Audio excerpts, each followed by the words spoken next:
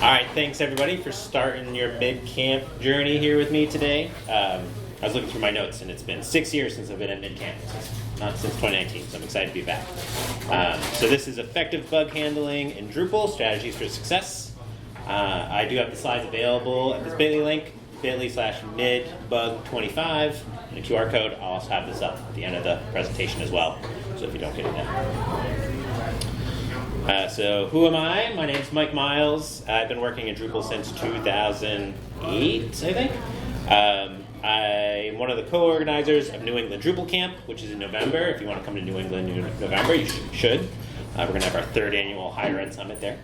I'm also the Vice President of the Event Organizers Working Group currently, where we help with Drupal events.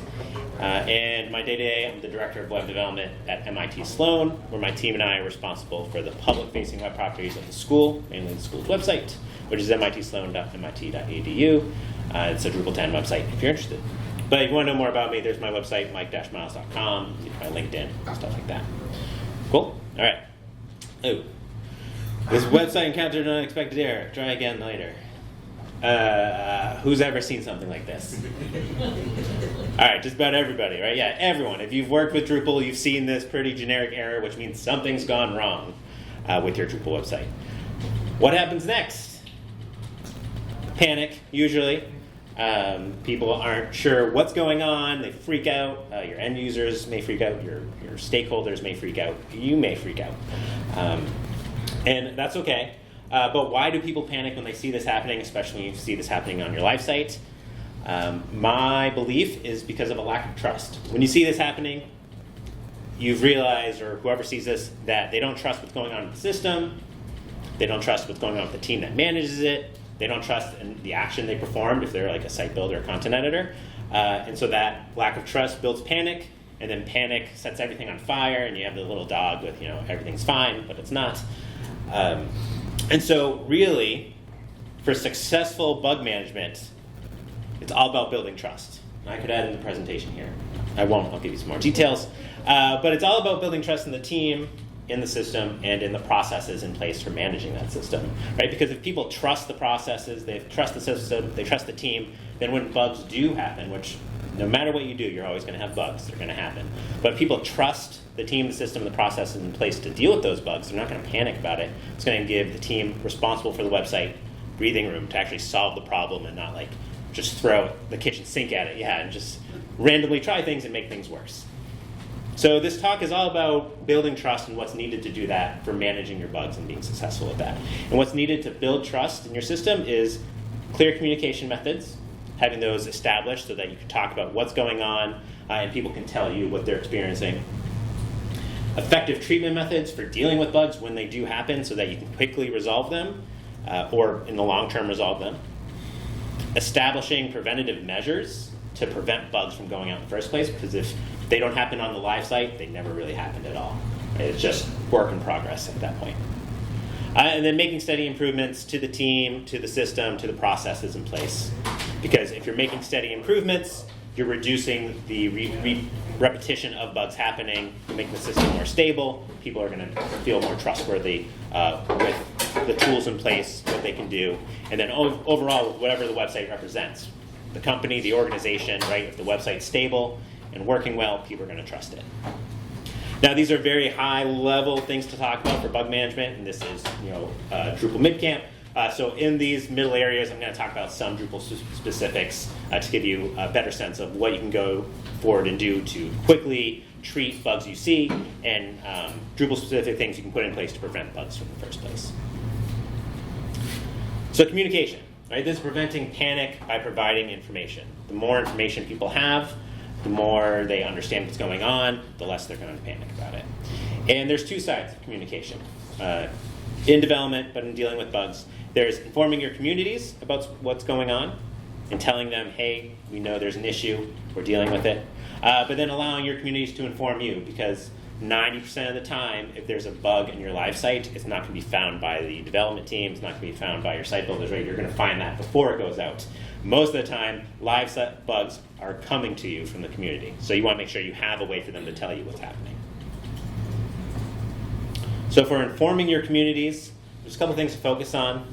again, you see this issue, or you're planning on dealing with these types of bugs, there's some questions you want to ask yourself when you're setting up methods for communicating out what's going on. Right? You want to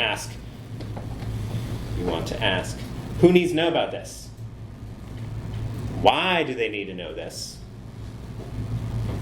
How are they informed about what's going on? And then what do they need to know exactly about what's happening?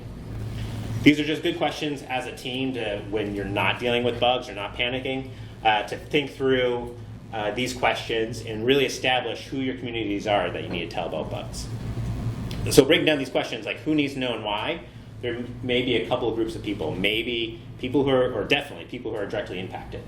Right? So your site builders, your content editors, maybe your end users who can't access the website, the team who works on the website and builds it, right? They definitely need to know that something's going on, so you can tell them, hey, content editors, please refrain from building an article right now or creating a node because we know there's a problem with the system. People who are allowed need to know, right? You may have stakeholders who don't really have anything to do directly with building the website or working on the website, but when they see something go wrong, they like to tell everybody about it, or they like to alert everyone about it, which induces panic, right? It's like yelling fire in a movie theater. So people who are allowed, you want to make sure they know that you know there's something going on and you're working on it. People who can help. The people directly working on the team, the development team, maybe agency partner, whoever it may be, product managers, project managers, if they can help resolve the issue, you definitely want to let the rest of your team know about it, right? So you're not the only one dealing with it. So how you tell these people what's going on, one way you can do it is to make someone responsible. I think when we're in the midst of things going wrong and you're freaking out, you can't really think about whose job it is to tell the community what's happening, right? And so you may, it's not my job to tell somebody, and everyone else is like, it's not my job. So make someone responsible on the team. Either a dedicated role, if you have the ability to do that, or set up and share bug monitoring duties. So this is what my team and I do. I have a team of 5, and we rotate every week. Someone's the bug manager. And so we monitor our bug channels and our bug reports, and it's that person's job to respond, not to solve, but to respond to the bugs and to let the community know that things are happening. So we know every week whose job it is to inform our community about it. And that way, when it happens, we don't have to panic about who's going to tell people.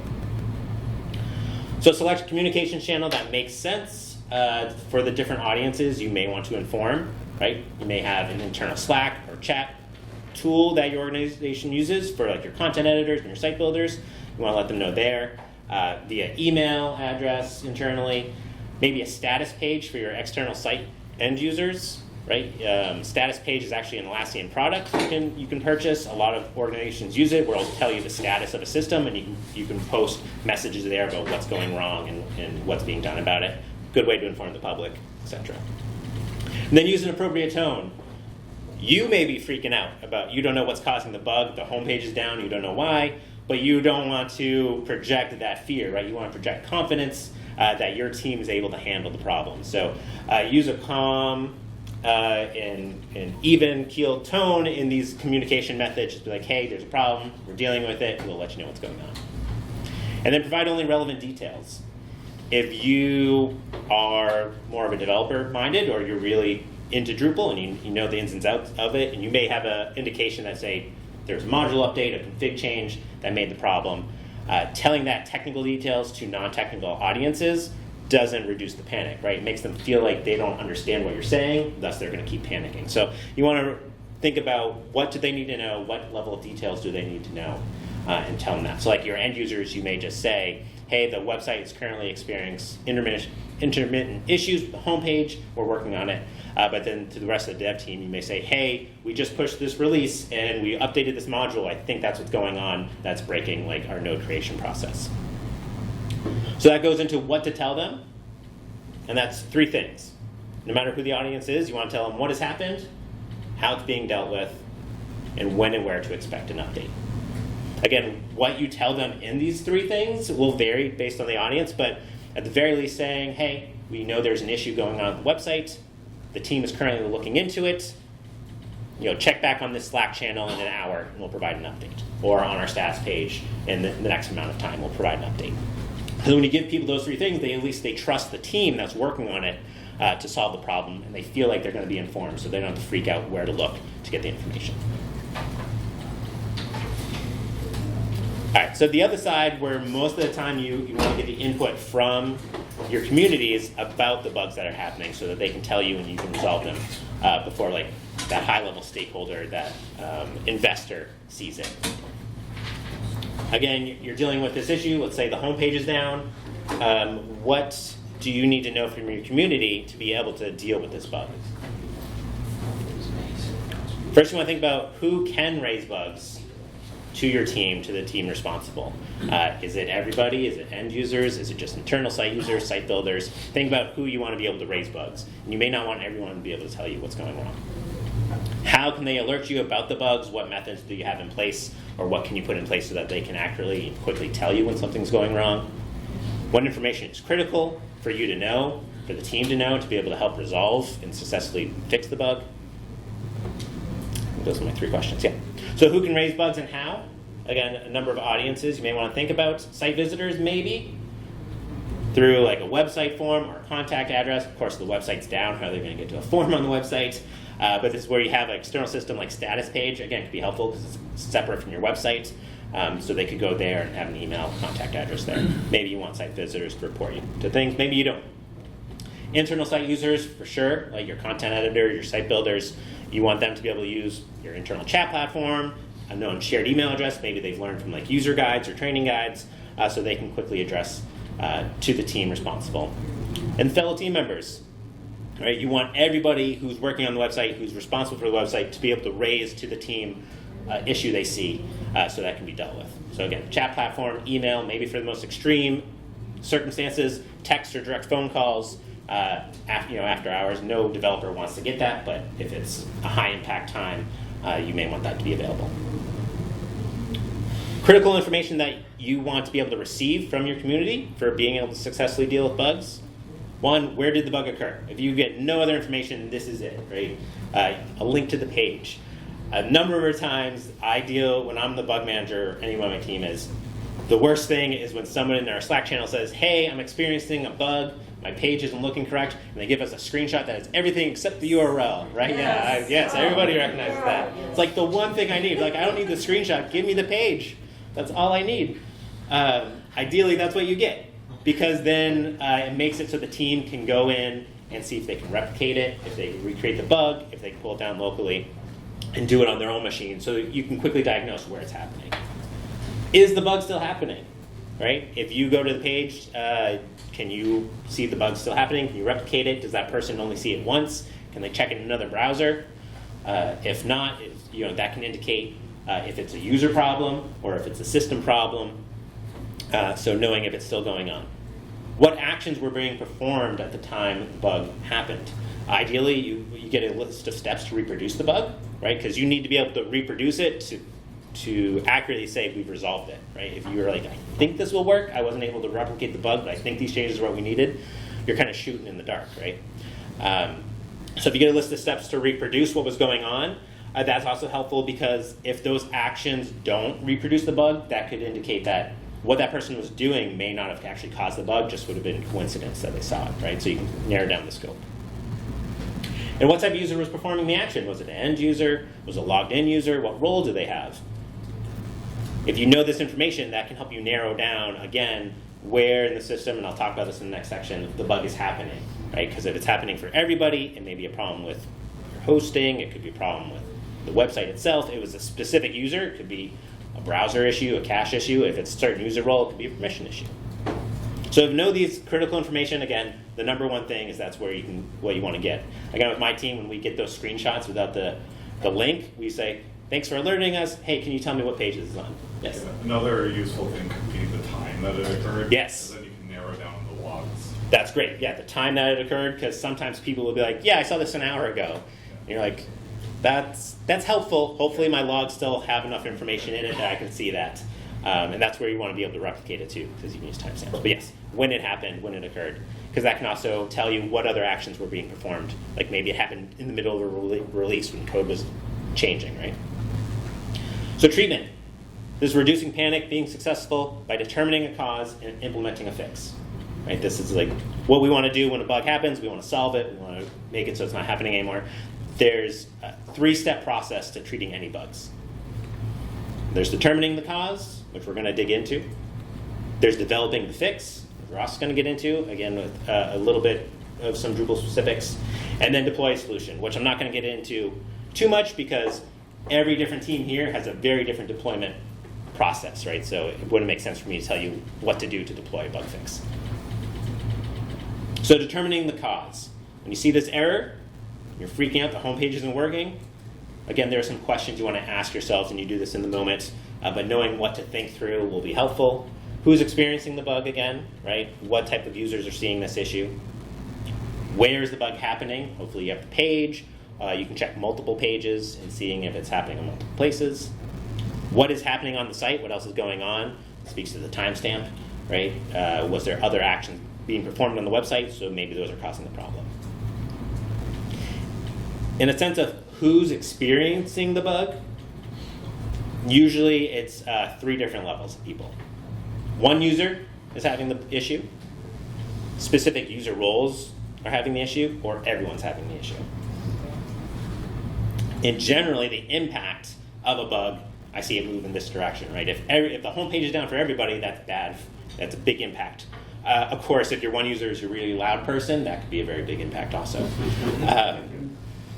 But this will help narrow down quickly where the bug might be occurring. Because if it's everybody, right, that indicates it's probably not a user role issue or permission issue. It's not someone's browser cache issue. It could be a problem with the system or the hosting provider, or just something's down. If it's one user and they're experiencing it and nobody else can figure out, see the bug happening for themselves, it could be on their system, like they haven't cleared their cache or something like that.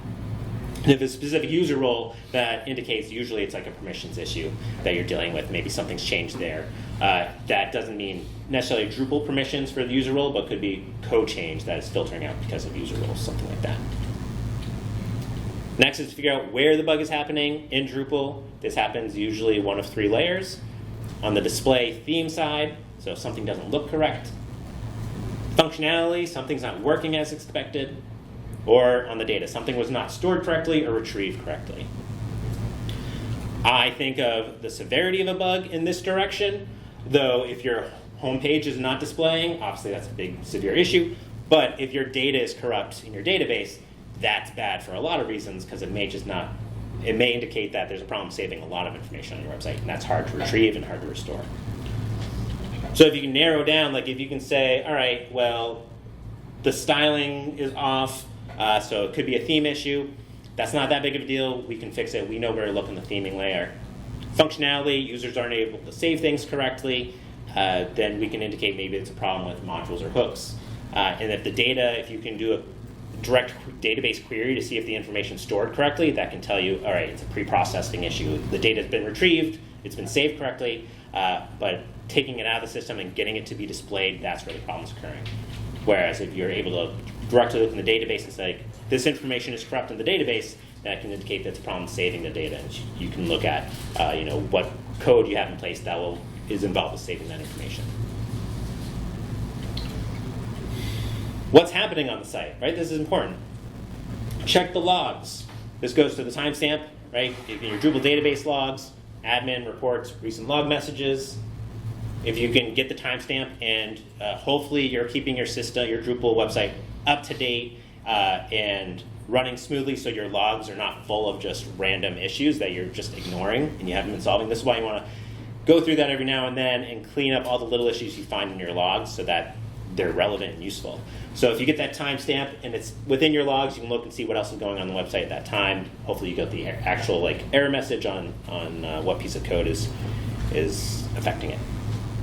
Browser console logs or network activity can be helpful. If it's on the page and stuff isn't loading correctly, you can see, well, maybe there's a timeout, maybe there's third-party JavaScript in your console that is breaking, so it's preventing the rest of your JavaScript from loading, which is having undue effects. Things like that is where you want to quickly check and see what information it's giving you. Review what recently changed, right? Have you changed any config lately? Recently, was there a deployment that happened earlier in the day? what was in that deployment. Were there any code that recently changed, any modules that were updated? Again, these may not directly be the cause of the bugs, but they're a good indication of something to quickly eliminate or narrow down to. And then list out any functionality that's involved with the page that the bug's happening, especially if you can replicate the bug on multiple pages, right? So if someone reports a bug on the home page, and the home page is a specific content type, you could list out that content type, any views related to it, any modules or JavaScript, external code that's related to that, and look at those things. And then you can also figure out if those pieces of functionality are on other pages, are other pages experiencing the bugs as well, right? All right, so developing a fix, 2 types of fixes. There's the quick fix, which solves the problem now, and the long-term fix, which prevents it from happening again. Sometimes the long-term fix is a quick fix. If you realize you deployed code and you forgot a semicolon in your PHP code, that's the long-term fix. It's put in the semicolon, right? But sometimes they're not. Sometimes a quick fix is what you want to do now to get the website up and running, and you may have to do some manual actions to keep it running until you develop the long-term fix. That could take days or weeks, depending on what the issue is. So for quick fixes, cache and cron run.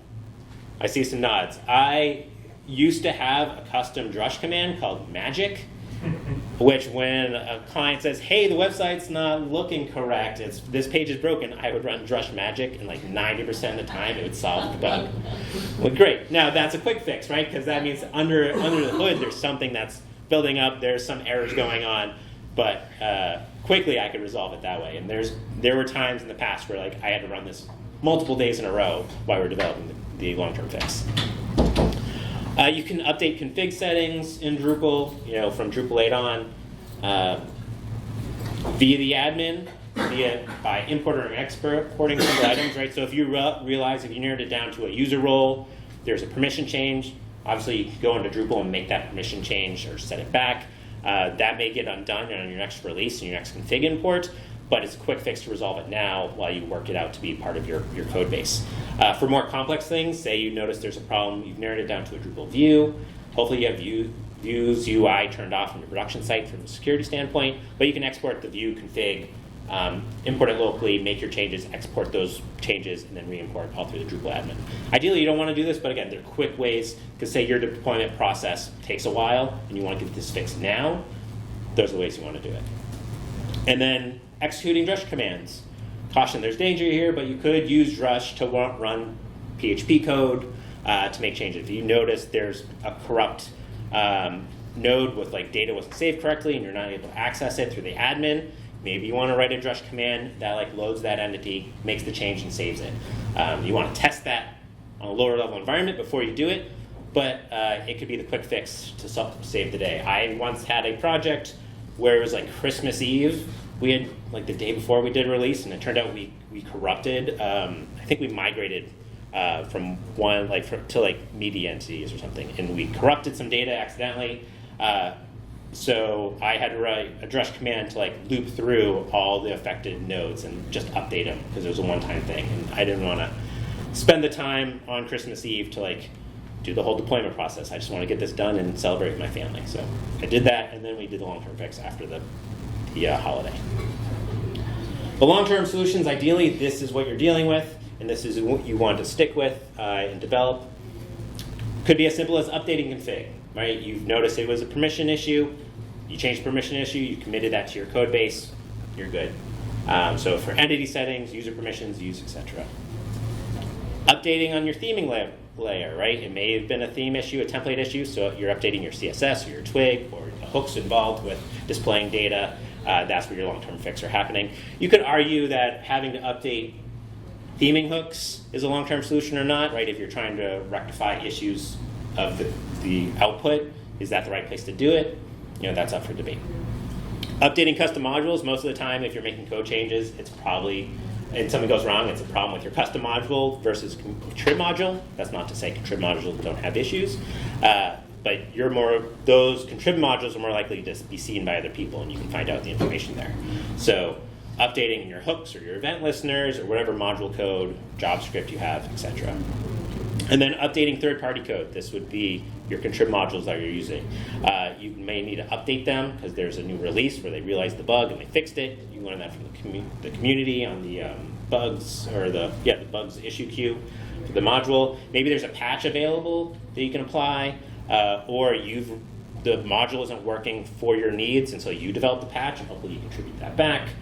Or you may need to use a different module or service. My team's dealing with this right now. We have been dealing with some performance issues, and it turns out one of the issues is that we have pages with forms on them, and we use the honeypot module, which disables cache for pages, which I've learned. So we're looking into using a different module because we need those pages to be cached, but we need the forms to function. And then finally, changes to your workflow or your system. Maybe there's a problem with how you deployed the code, right? You realize somebody made a mistake, that caused the issue. So you need to change your processes for how you get stuff out to the live site. And that could be a long-term solution. Maybe you introduce linters or regression testing, right? So that those problems don't happen again. So deploying a solution, again, I'm not going to talk about this. This is my only slide on it, see? Because it depends, it's different for every team here. But make sure you have a known process in place, which I'll talk about next, for deploying your solutions, for getting them out there, whether they're the quick fixes or the long-term solutions. All right, prevention. This is stopping the problem before it becomes a problem. This is the ideal. This is where you want to deal with 95, 99% of your bugs in prevention methods. Because if you can prevent them from going out, they're not really bugs. They're works in progress. So areas for bug prevention, the 3 Ds: development, deployment, and documentation. You can address and prevent bugs in all 3 of these places when the developers are working on your code, making changes, when you're pushing changes live, and when you're telling people how to use your system. If you can correctly inform everybody in these 3 places, you're going to prevent bugs from going out to your production site. So on the development side of things, let's talk about development environments. How many people here are developers? Just everybody. Right, so I mean, I'm going to assume everyone here pretty much knows how to have their local environment set up. Again, that's going to be different for every team.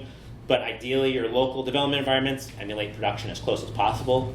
That's much easier to do nowadays than it was years ago when all of us were setting up MAMP, and like our own version of PHP, right? And it works on my machine sort of issues. We don't deal with those anymore using like DDEV or Lando, right? Because you can replicate the environments that your production site is running. Using things like the module stage file proxy for pulling down your production images and media, so you don't have to spend time downloading those, and you can have your website look, your local version of the website look like a production website. That can be very helpful.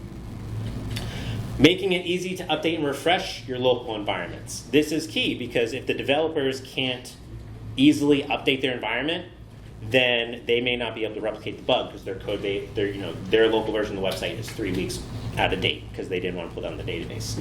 5 years ago when I started at MIT Sloan, the team of developers would only update their local environments like once every 3 weeks. And it took each person a whole day to update it. I don't know why it was so complicated, but it was a hard process. So one of the first things we did was we made it easy to update our local environments. So at the very least, like providing a list of steps to follow. So people know, go here, go here, go here. That's how you update your environment. Of course, developers may have different types of machines, different laptops, but general list of steps to follow. Custom scripts could be helpful. Again, if you can automate as much as possible, reduce the human burden, then they're more likely to be able to do it because it's easy to do. So for my team to update our local environments, we have a custom DDEV command that will pull down a copy of the database. It'll make sure we're on the latest version of our main branch. It'll install Composer, it'll do the Composer updates. It'll do config imports. It'll set up the whole system. It takes like 20 minutes to do, but it's super easy for us because my team don't have to remember all the steps to do. They just run one command and their local environment's refreshed. Using config split for developer settings, because you don't want developer settings turned on your production site, but those are helpful tools like using Twig debug, Views UI, more robust error messages, Devel, having these modules in config split, so on your local environments and your lower level environments, you can get more robust information about what's going on in the system, so you can quickly solve a problem before it gets out there. Code reviews is another great way in the development phase to prevent bugs from getting out there. So in your IDEs, using linting, plugins, those are helpful just to tell you, hey, there's a problem with this code. You get the squiggly underlines, and nobody likes that, so you want to solve that there. Performing code reviews in peer programming, if you're doing, say, like a pull request method or merge requests, having someone else look at the code, they may not be able to necessarily see there's a problem, but they could raise a question. And that could help you be like, oh, know what? I actually did this in a way I wasn't expecting. Let me revise this. Peer programming, my team and I do this every week, Wednesday afternoons. We virtually get on and somebody takes control and they do their work and we just talk about it as they're working through like making code updates and changes or config changes, just so we can raise questions like, oh, why did you do that? And it's helpful, one, to help point out things people might have missed, but also so the whole team learns what's going on in the system, which in the future can help us narrow down quickly when a bug does get out there. You can also now use tools like, if you're on GitHub, you can use GitHub Copilot to run code reviews, which my team and I have started experimenting with. Again, it's not going to capture everything, especially if you just have like config changes. It's not going to know those changes are bad. But for code changes, it can, if you're like writing classes in PHP code or JavaScript code, it can help raise issues you may not have noticed. It's not going to get everything right because the AI still don't. But again, it may point something out that you didn't notice. And establish and follow coding standards, development standards. This could be simple as following the Drupal coding standards for custom code, but then standards that you expect as a team of the things for developers to do, like check the linting, make sure they're able to successfully complete the QA testing steps on your tickets before they open up a pull request. Like they verify that their changes work. Performing tests in the development phase is another helpful thing you can do. Regression testing is great. This is things like BHAT, Drupal test traits, Nightwatch for JavaScript or other JavaScript testing libraries. Because if you've had an issue in the past and you write a BHAT test for it, when you go to push up your code, you make sure you run your regression tests and that they all pass. So this could prevent things like, at the very least, if you have the BHAT test that says, is the home page reachable? So you know any code you push up did not break it so people are able to access the home page. That's invaluable to have, because if the home page breaks, you're like, oh, I made some bad change, let me fix it now. End-to-end testing using tools like Cypress to help replicate what a user will actually interact with and how they interact with it can be helpful from a development standpoint, but also from like business use case, right? Because when any code changes you make, any developments you make to your Drupal website have a functionality piece to them, but then a business piece as well, right? That your stakeholders expect things to solve a certain problem. And if you can write an end-to-end test and be like, yes, we can get someone into our funnel, great. You can make sure that that happens and that doesn't break. Manual testing, I still think it's important to do. You shouldn't just rely on regression testing and automated tests. So in any of the work that your team does, if you work in a ticketing system, have QA testing steps listed out. Like, I expect these 5 things to be able to be done. Like, I can create a node, it has these required fields, and when I save it, I get a success message, right? So that the developers, when they're building out that content or that functionality, they can follow through that, and maybe you have a QA person who can do that as well. You may also want user acceptance testing steps. Again, these are different than QA testing, right? QA tests for the functionality, UAT tests for the business use case to be like, yes, this solves the problem we're expecting. Like this gets the form on the page, gets people in our funnel. And so not every ticket needs user acceptance testing steps, but it could be important to have so that your stakeholders can be like, yes, this is exactly what we want. Because if it's not exactly what they want and it goes out, functionally it may work, but they may like, this is a bug because it doesn't work the way we thought it would. So if you have those in your tickets, you can test them before they go live and fix them there. All right, now the fixing things in deployment phase. Test environments, like local environments, are very important to have. Most of the service providers now provide you a test environment, right, in Acquia and your Pantheons. You can develop and deploy your changes to a test environment first to make sure they work there. This is going to be even closer environment to your production than your local environment. So for example, in my team, we're on Pantheon. We make a lot of use of our multi-devs, which we can spin up. So we use Circle CI for our deployment process. And part of a pull request, when a developer opens a pull request, Circle CI runs through our linting and our automated regression tests, and if all that passes, it spins up a multi-dev with that branch, which it copies out of the production database too. And that way it tests that the code changes get deployed correctly, the config changes get deployed correctly, the database updates get deployed correctly. So if the problem happens there, we know about it in our test environments. And then we can give that QA environment to QA to run through a QA or smoke test. So they can say, yes, I verify that it didn't just work on your machine, but it works on this copy of production as well, and it does what we want. And you can do that most of the time for user acceptance testing as well. Depends on like if you're trying to integrate a third-party system or something. And then automated deployments. I think the more you can automate your deployment process, the less issues you're going to run into with someone doing something incorrectly or missing a step, which could cause problems. So at the very least, documenting your deployment steps on what's needed to get code out to your live site or changes to your live site. So that way, if the bug happens and you're the one who does deployments, but you're out sick that day, someone else on the team can at least know where to go to find the steps and follow through the steps to complete it themselves, because you need to get that change out there. The amount of reducing manual steps, the better, because there's a lot of changes when you're releasing something to your Drupal website, right? You need to make sure you do database updates, config imports, maybe deploy hooks, clear cache, run cron. You may want to do all those things in a certain order. So if you can make those automated, then your team doesn't have to worry about doing it. Again, for my team, we use Circle CI for deployments, and all my team member has to do, so I said we rotate through who's in charge of bugs for the week. That person's in charge of deployments for the week as well. And all they have to do is merge in the pull requests that are ready for release, and then run a single DDEV command, which will trigger a production deployment. And I'll talk about that deployment. Because you want to test deployments on lower level environments, where I said that earlier. But when you're deploying your changes, do it somewhere not on production first to make sure it deploys successfully. So in our deployment process in Pantheon, our deployment process takes 40 minutes. 5 minutes of that time is actually pushing the changes to the live site. The first 30 minutes is copying the live site down to our test and dev environments and pushing the code changes there, all through an automated process, running through the steps that it needs to do to import config, update the database, and make sure everything works as expected. Because if it fails there, our automatic process is going to stop, and Circle CI is going to alert us via Slack, like, hey, the deployment failed. And it's going to happen before it gets to production. Because the worst thing is if your production deployment breaks halfway through, like half your config is imported, then you're going to have a lot of problems.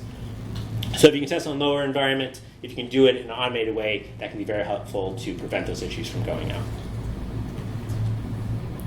Finally, documentation for preventing bugs. User guides are helpful to have for if you have content editors, site builders who need to know about how to use the system. So document how to use the tools and the system, all the modules, all the content types. Because if they know how to use it correctly, they're not going to use them incorrectly and thus cause undue bugs. I mean, it's still going to happen, but at least you can be like, this is how you need to create content. This is what we're expecting. Because you can also have people who say, this is a bug, but they're using the components in a way that didn't make sense, that you weren't planning for, which, yeah, it's a bug, but it wasn't one that they're supposed to be able to do. So if you can tell them how to use your system, they're going to feel successful, they're going to feel confident in using it, and that they're not going to break anything. Keeping user guides up to date, I think for developers, is the hardest thing to do out of anything we have to do. So keeping it up to date, though, is going to be beneficial to your users so that they know any changes that have happened. So you can keep it up to date. We like to do it as part of our deployment process.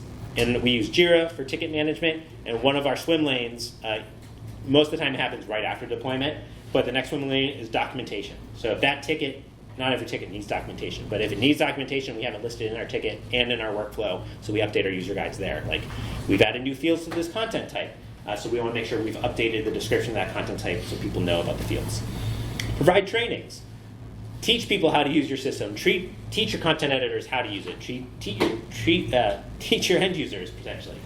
But if you can provide them trainings and show them how to use the system, let them ask the questions, you're going to prevent bugs in the future.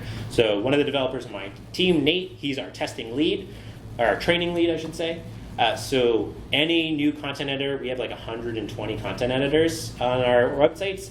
Anyone, before they're allowed to make changes to the website, they have to go through a training with Nate. And he doesn't teach them the whole system, right, because that's undue information.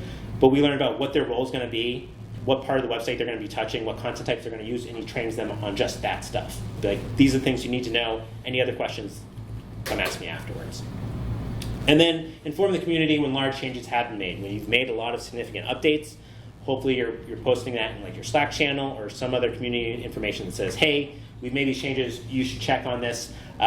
If you need to, talk to us about getting a retraining on these changes. And then developer guides. So these are guides not for your end users, but for your developers. How to set up your local environment. What tools do you use as a team? This is great for onboarding, so people can get up to speed quickly. Expected development procedures, what you expect your developers to do, like that they run linters, that they follow the QA testing steps, that they ask questions. If they're stuck for 20 minutes, they raise their hand and ask other developers about it. Set up expectations for the team so that they know that they have support and they know what to do. Expected testing procedures. As a team, think through, again, QA testing steps, user acceptance testing, what you want to put into place, and have everybody agree to that so the developers follow it. All right, now the last section here, improvements. This is getting better at managing problems after they've happened, right? So you see the home page is down, you've implemented your long-term fix, everything's good, but now you want to take the time, not for every bug, but as a team to think through what would have prevented this in the first place. How can bugs like this be detected in the future, right, for preventing them? What needs to be implemented to add that prevention? And then what can be done next time this happens? And none of these questions are to cast blame on any one person or team, but it's to help the teams get better who are involved in the website. So I like postmortems when you have a big issue that's happened, a big problem that's occurred, and what's big, you determine that for your teams. But running a postmortem to not cast blame, again, on any person or team, but just say, hey, this happened, let's address it, let's make sure it doesn't happen again in the future. So focus on what happened. The homepage went down because these config changes went out without being tested, and so that led to this cascade of problems. How can you make improvements to fix that? Like, let's add a regression test. Let's add a BHAT test. Let's make sure that we think through 3 scenarios in our QA testing steps and not just directly what's related to that ticket. Let's make sure that when we make changes to our CSS that we're testing more than just like one page template. Things like that. Think about improvements you can make. All right, so to recap, effective bug strategies. First, being successful is to build trust. That's what it's all about. And I know it's probably different than what you were expecting coming into this talk, but really that's it. Because if you maintain communication with your communities, if you tell them we know there's a problem, and if they can tell you, hey, we see a problem, then they're going to trust that you can deal with it and the system is okay. If you can diagnose and fix the problem quickly and then in a long-term way, they're going to trust that the team knows and has the skill set for solving any problems, and they're going to trust the team to be able to do that. And if you make improvements, you're going to build trust in the system because those same bugs are going to not repeatedly happen. And when the same bugs don't repeatedly happen, people feel like the system's better and the system works as expected. And I think that's all. Yeah, so that's it. Again, these slides are this bit.ly link, bit.ly/midbug25, and to use today's vernacular, I hope all your bugs are mid. I know that's a bad joke, right? This is the only conference I could give that joke at. So I think we have some time for questions, and thanks. Yeah. Are you releasing on a schedule like specific days of the week, or are you doing rolling releases at any time? Yeah, so the question was, for my team, what's our release schedule? We release almost daily. So it all depends. Our tickets have to go through, after the developer opens a pull request and the multi-dev is built, has to go through QA and sometimes UAT, and then enters our ready for release column. So every day, the release manager, if there's tickets ready to be released, they release them. And that's, could be every day or every other day, but it's multiple times a week. We just continually are making improvements. All right, another question?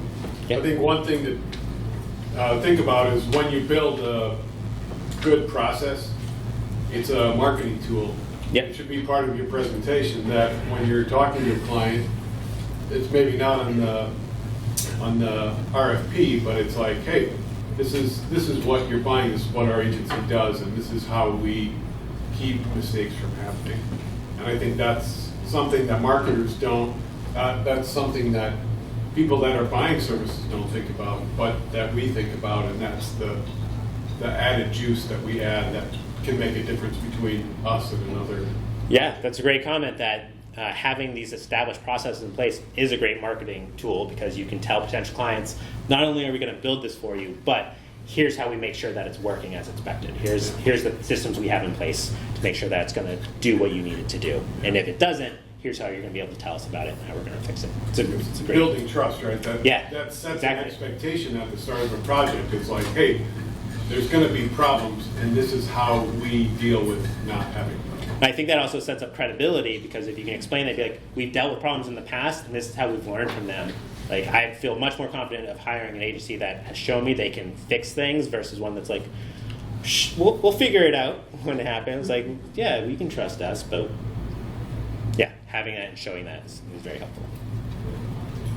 I think the other thing it also helps with a small agency is that you come to an RFP and you say, hey, this is how we like to work. We like to work with Pantheon. We like to work with Acquia because they have a process that gives us the tools to do that effectively. And it's a good argument for when they say, we'd really like to host this internally. Yeah. And it's like, here's the reason why we want those tools. And even if they wanted to host it internally, if you have the knowledge to think through these things and say, all right, here's the pieces you need in place, can you guarantee you'll have a test environment that we can do automated deployments, because it's going to reduce the amount of errors we see. Yeah. This may be a more technical question. Have you solved or come up with a way to put a code repository before the Pantheon process? Because I've struggled with that, because we go through all the pull requests and all those things. We have to do it separately and then have that actually get deployed to Pantheon's network or their environment, and then you kind of go through that process again there manually. Yeah, so for Pantheon specific deployments, Pantheon has its like upstreams, right? It has its version of the repository, its Git repo. What my team and I do is we have our repository on GitHub. Yes. And then part of our Circle CI deployment, one of the steps is deploying the code to Pantheon's environment. Yeah, we're using pipelines. Yeah, so we do that way, so that we keep our code in one place without having to compile everything and build the archive. We have that happen, or the artifact, I guess, that happens in Circle CI, and that pushes the changes to Pantheon. All right. Thanks, You sir. can also do that with GitHub Actions. Yeah, you can do that with GitHub Actions as well. So Yeah, there's so many CI systems that you can use to help that. And Pantheon is, they're making some improvements, I think, to make it easier for you to use external systems now. So.